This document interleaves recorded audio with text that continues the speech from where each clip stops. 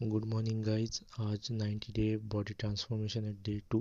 তো সকালে উঠে ফার্স্টে ছাদে গেলাম। ছাদে এক সুন্দর ঠান্ডা ঠান্ডা হাওয়া, আর রাস্তার দিকে দেখতেই পাচ্ছ এখনও রাস্তার লাইটটা বন্ধ হয়নি। তো ছাদ থেকে নিচে এসে ফ্রেশ হয়ে জল খেয়ে জুতো পরে রেডি মাঠে যাওয়ার জন্য, আর বেরিয়ে পড়লাম মাঠের উদ্দেশ্যে।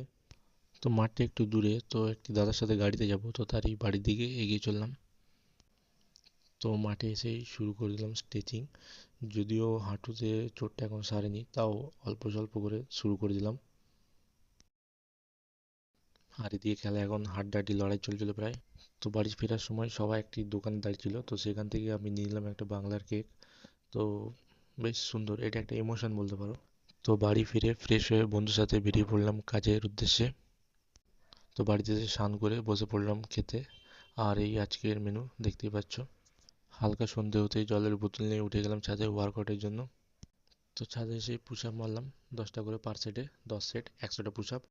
তারপর কতগুলো স্পাইডার পুশ আপ ট্রাই করলাম, কিন্তু বডিটা একটু বেঁকে যাচ্ছিলো, এখনও ওভারওয়েটের কারণে অনেকগুলো ওয়ার্কআউট করতে একটু প্রবলেম হচ্ছিল। আর এদিকে দেখতেই পাচ্ছ মাথার টাকটা মাঝে মাঝে একটু চমকে উঠছে। তো পুশ আপ সেরে করলাম কতগুলি পেটের ওয়ার্কআউট। আর পেটের ওয়ার্কআউট করতে গিয়ে প্রচণ্ড ব্যথা হচ্ছিলো, দেখতেই পাচ্ছ পেটের অবস্থা কন্ডিশন খুবই খারাপ। ব্যথার সাথে সাথে ওই ফাস্ট ফুডের সব খাবারগুলো মাথার উপর দিয়ে যেমন ভেসে ভেসে যাচ্ছিলো। তো যাই হোক, তো ডে 2, গা হাত পা প্রচণ্ড ব্যথা, কিন্তু যাই হোক চালিয়ে যেতে হবে। তো লেটস স্টার্ট। তো ওয়ার্কআউটে রেস্ট দিয়ে রাতের বেলায় বেরিয়ে পড়লাম হাঁটতে। তো আজকে দেখতেই পাচ্ছি জুতোটা পরিনি। তো আগের দিন জুতো পরে পায়ের পিছন দিকটাতে কয়েকটা ফোসকা হয়ে গেছে, তো সেখানে আজকে চটি পরেই কমফোর্টেবল মনে হলো। হাঁটতে হাঁটতে সামনের দিকে অনেকগুলো ফাস্ট ফুড দোকান ক্রস করে যাচ্ছিলাম, আর গন্ধটা নাকে এসে বেশ আলাদাই সুন্দর লাগছিল। কিন্তু 90 দিন ওই দোকানগুলোর সাথে আমার কোনো সম্পর্ক নেই সেরকম। তো বাড়ি ফিরে এই রাতের খাবার, আজকে ভাতটা একটু অল্প নিয়েছি। তো ভাত খেয়ে এই বডির কন্ডিশন চেক করছিলাম।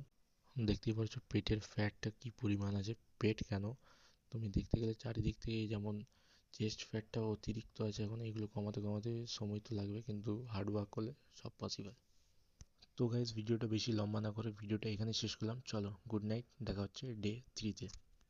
তো সরি গাইজ, কপিরাইট ক্লেমের জন্য ভিডিওটা আসতে একটু লেট হলো, তো পরের দিন আবার পোস্ট করতে হলো ভিডিওটা।